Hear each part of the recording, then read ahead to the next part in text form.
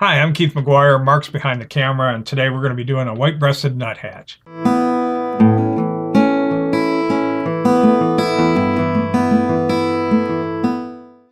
So I'm going to begin with the background and probably a little bit of the tree, and let's begin. Let us begin. So I'm going to wet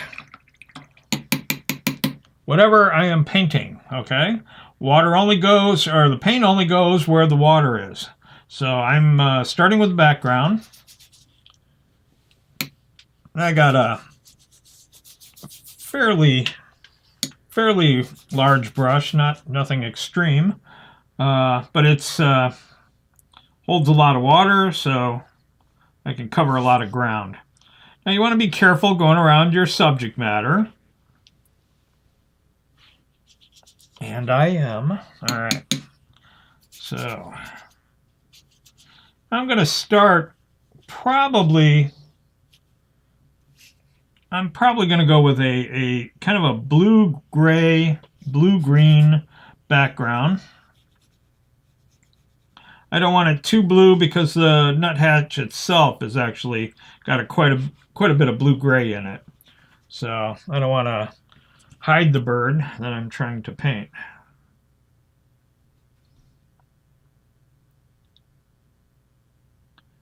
Alrighty then. Okay.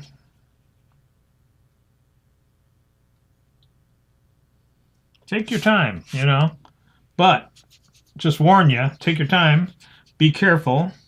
But as you wet things down, the rest of it's kind of drying. So what I do is I'll go back and hit it, you know, with a little more water, just to make sure everything stays moist. All right, so I am going to begin with a cobalt green. This is my Schminky kit. It's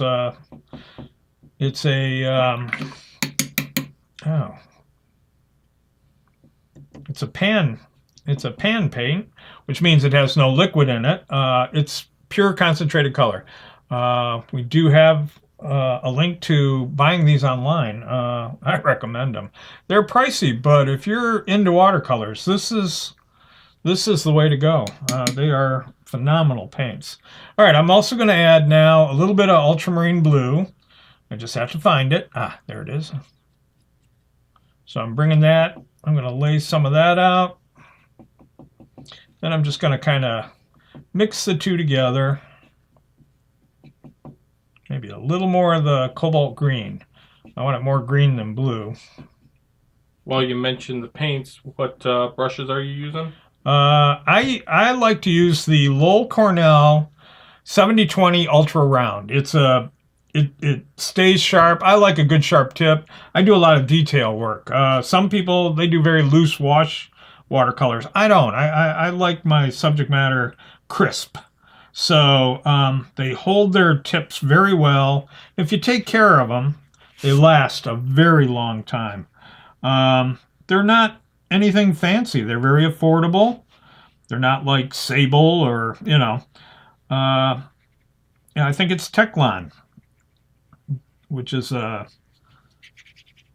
kind of fake squirrel. I'm not sure about that, but yeah. I think sometimes they mix squirrel with a kind of like a plastic, you know, or a polymer, whatever.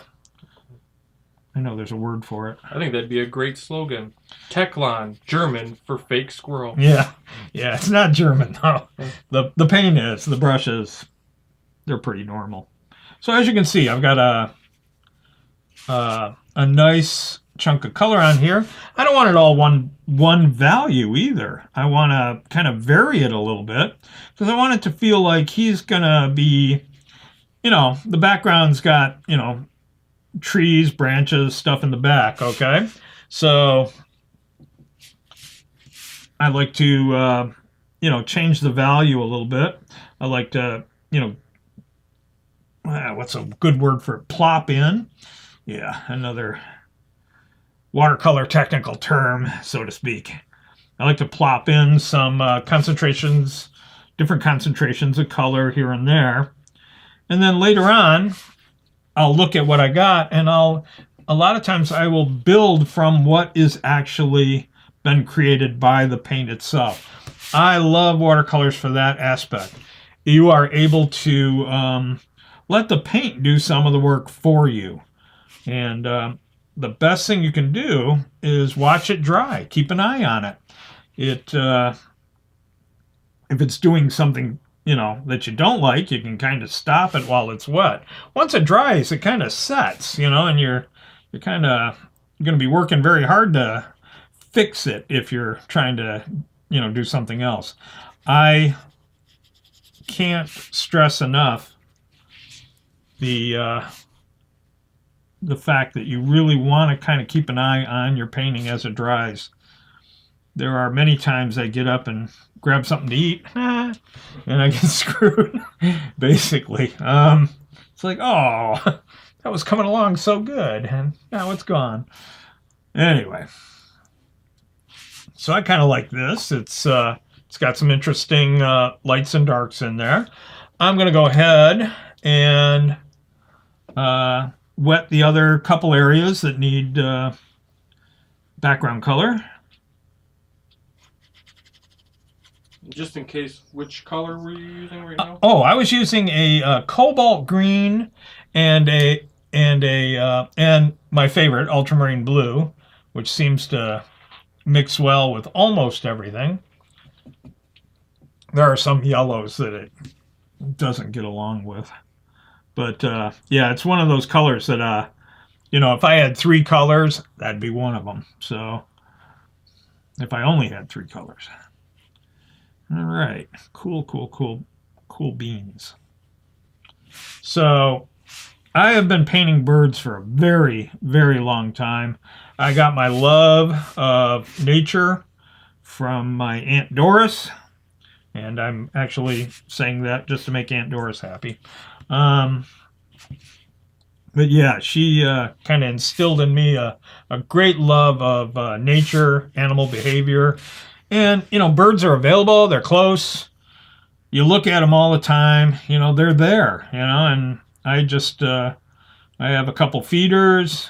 I just kind of watch them. Nuthatches are unusual in that they're one of the few birds that actually walk upside down a tree. They'll feed upside down. And it makes for interesting compositions for paintings. I love these guys. I think the only bird I like a little more is the kingfisher, and I just like them because of their cool hairstyle.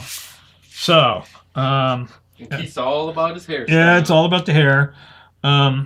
Is my toupee on? Yeah, okay. All right, so yeah, last time I did that, everybody thought I had one.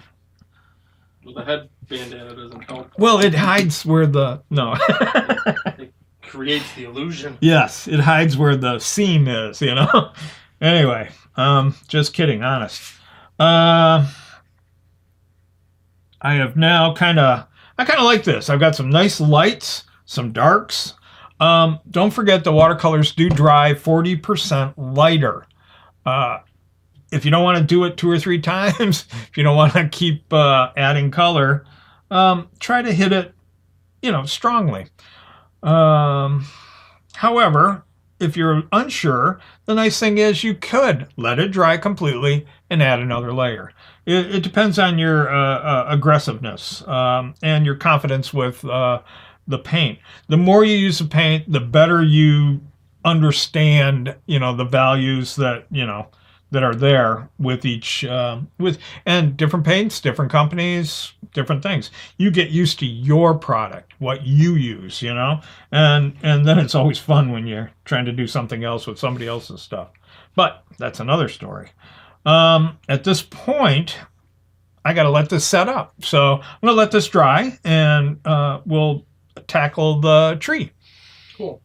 While we let that dry, just want to remind everybody, in the description, there's a link that will take you to a materials list of the paper, the paints, the brushes, everything Keith uses, so you can use the exact same stuff, follow along, and whatnot. So let's take a break.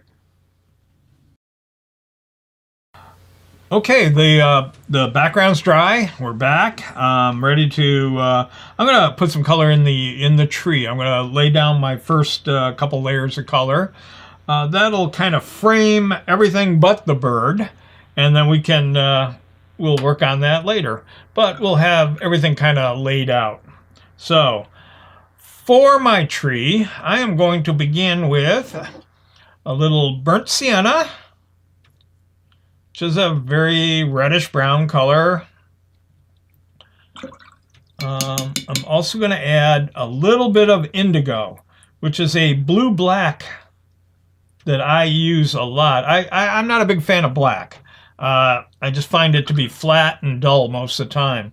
I like indigo because I can mix a few different colors into it and get some pretty blacks. But for right now, I'm going for pretty grays. So I'm going to add a lot of water to this. And you'll notice when I do this, I am not wetting the paper this time. I am going to take the side of my brush, there we go, 2 different angles, and I'm going to drag it very lightly across the paper. And as you can see, what I end up with is little skips of white. And what that is I can turn that into different textures. So I'm kind of doing a crusty old branch. I'm trying not to hit the bird. That's always a good thing. But as you can see the white that's left? I love this. This is a fun technique for me. I use it all the time. Now, practice it. If you're going to try this at home, get another sheet of paper and practice, because it takes a little while to get comfortable doing it. So there we go. I got that branch done. And now I'm going to see if I can drag using the side. Just kind of drag it a little bit. See how I leave some white? All right. Now, on this section right here, I'm going to go back in. I'm going to add a little more color here and there. And hopefully, the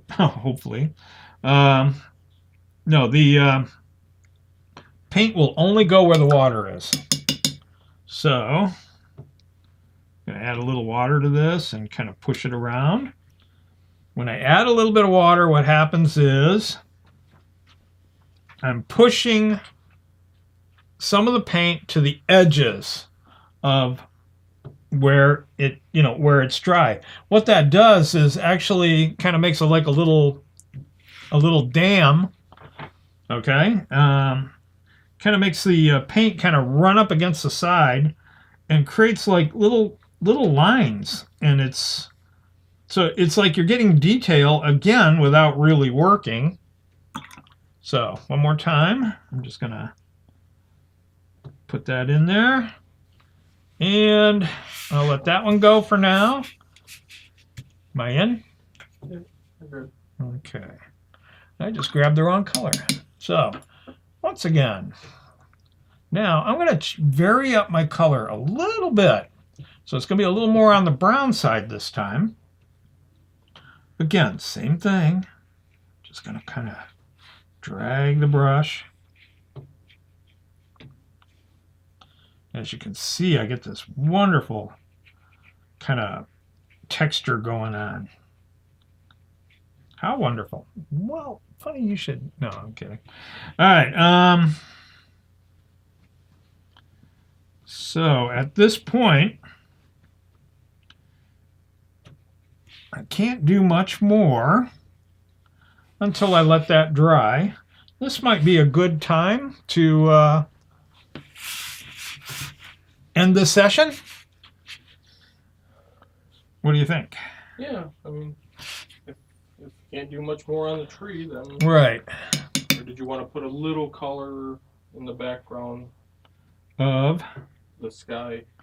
Well, I think I was going to wait, honestly, until I got a little more value into the tree to see how much value I want to, because everything affects everything. So I think I want this to dry up, put a little more value in the tree, and then kind of figure out how much more color I want to put in the background.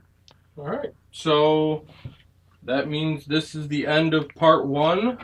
We will be back tomorrow with part 2, where, as Keith just described, more detail on the tree, a little more color in the background. Maybe I'll start on the bird a little bit more. Yes. Once again, links below for the materials used. Be sure to subscribe, give this video a like, and be sure to check out the old videos because he's painted everything from Mother's Day cards to ducks to anime people to Funko Pops. If it's out there, he'll do it.